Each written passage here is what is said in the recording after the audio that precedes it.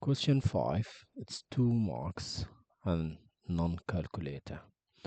You can pause and try it yourself. So there are two ways to do this question, or maybe more. I'll do it in two ways. So the question gave you a factory is making models A, B, C, and D, and 80 people were asked which they most likely to buy, and this information is given in this table. So the factory is going to make 40,000 cars next year.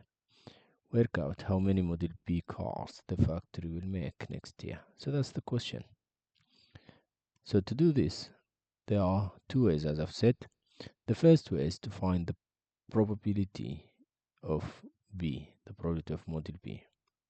So the probability is 15 out of the total, which is 80. That's it, that's the probability. And then, since the factory will make 40,000 cars, we'll just multiply the probability times the number of cars the factory will make. This should give you the answer. Don't think of using the calculator, it's non-calculator. So cross this 0 and cross that 0. Now let's divide this 8 by 8 and let's divide this by 8. 8 divided by 8 is 1. Now to divide 4,000 by 8, think of just dividing 40 by 8. 40 divided by 8 is 5, and then bring these nice zeros. So your answer is 15 times this number, 500. Again, don't touch the calculator, it's non-calculator. Think of doing 15 times 5. 10 times 5 is 50. 5 times 5 is 25. So 15 times 5 is 75. And then bring these nice zeros. And that's it. We finished with this question. If you want to do it another way, it will definitely give you the same answer.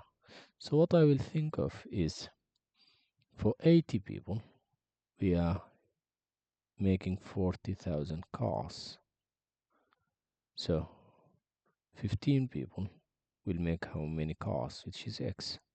So this will lead you to the cross multiplication. So 80x is equal to 15 times 40,000.